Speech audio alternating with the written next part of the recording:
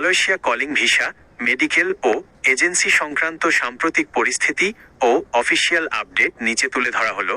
25শে জুলাই 2026 এর calling visa ও medical পরিস্থিতি। বর্তমানে সামাজিক যোগাযোগ মাধ্যম ও বিভিন্ন মাধ্যমে এজেন্সি লিস্ট বা মেডিকেল শুরু হওয়ার কথা বলা হলেও সরকারিভাবে বিএমইটি বা প্রবাসী কল্যাণ ও বৈদেশিক কর্মসংস্থান মন্ত্রণালয় আনুষ্ঠানিকভাবে নতুন কলিং ভিসা বা মেডিকেল কার্যক্রম শুরু করার তারিখ ঘোষণা করা হয়নি। বাংলাদেশ ও মালয়েশিয়া সরকারের মধ্যে দ্বিপাক্ষিক আলোচনা চূড়ান্ত পর্যায়ে রয়েছে। তবে নিশ্চিত খবর ও সতর্ক বার্তাগুলো নিম্নরূপ। মেডিকেল শুরু। নতুন শ্রমবাজার আনুষ্ঠানিকভাবে খোলার পরই বিএমইটি নিবন্ধিত ও অনুমোদিত এজেন্সিগুলোর মাধ্যমে টোকেন নিয়ে গামকা, জিএমসিএ বা এফডব্লিউসিএমএস বেস্টিনেট অনুমোদিত মেডিকেল সেন্টারে স্বাস্থ্য পরীক্ষা করাতে হবে।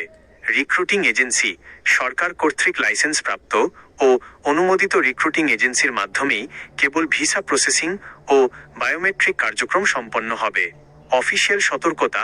বিএমইটির স্পষ্ট নির্দেশনা হলো, কোনো অফিসিয়াল নোটিশ ও ওয়ার্ক অর্ডার আসার আগে কারো প্রলোভনে পড়ে অগ্রিম টাকা বা মূল পাসপোর্ট কোথাও জমা দেবেন না।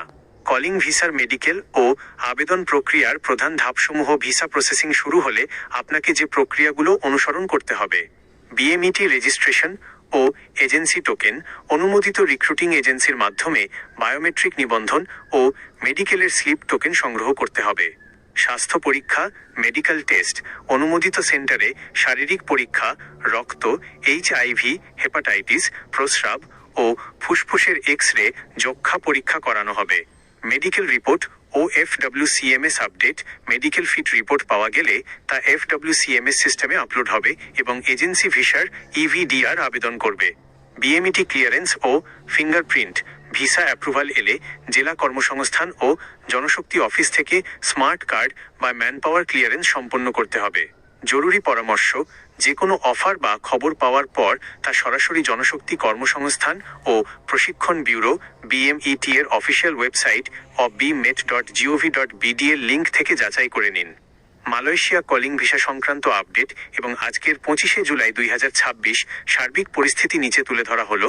মূল আপডেট ও সরকারি অবস্থান। মালয়েশিয়ায় নতুন করে বাংলাদেশ থেকে কর্মী নিয়োগের বিষয়ে দুই দেশের সরকারি পর্যায়ে ইতিবাচক আলোচনা ও বৈঠক প্রক্রিয়াধীন রয়েছে।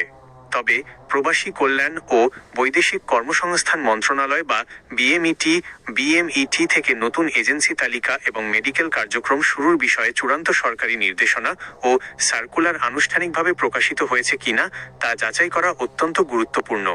যেসব বিষয়ে খেয়াল রাখা জরুরি: স্বচ্ছ নিয়োগ প্রক্রিয়া।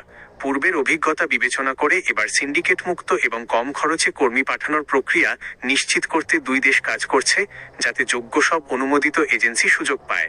মেডিকেল সেন্টার নির্বাচন। মালয়েশিয়া সরকারের অনুমোদিত ও নির্ধারিত মেডিকেল সেন্টারগুলোর মাধ্যমেই কেবল মেডিকেল ফিটনেস পরীক্ষা গ্রহণ করা হয়। কোনো অননুমোদিত সেন্টারে পরীক্ষা করিয়ে বিভ্রান্ত হবেন না। অনুমোদিত এজেন্সির তালিকা প্রবাসী কল্যাণ মন্ত্রণালয় বা বিএমইটির অফিসিয়াল ওয়েবসাইটে নির্দিষ্ট ও নিবন্ধিত রিক্রুটিং এজেন্সির তালিকা প্রকাশ করা হয়। জরুরি সতর্কতা। বিএমইটি বা মন্ত্রণালয়ের অফিসিয়াল নোটিশ ছাড়া কেবল সামাজিক যোগাযোগ মাধ্যম বা ইউটিউবের খবরের ওপর ভিত্তি করে কোনো দালাল বা এজেন্সিকে অগ্রিম টাকা জমা দেবেন না। সর্বশেষ সঠিক ও নির্ভরযোগ্য তথ্যের জন্য সর্বদা bmet.gov.bd এর লিঙ্ক অথবা প্রবাসী কল্যাণ ও বৈদেশিক কর্মসংস্থান মন্ত্রণালয় প্রবাসী.gov.bd এর লিঙ্ক এর অফিসিয়াল ওয়েবসাইট পর্যবেক্ষণ করুন।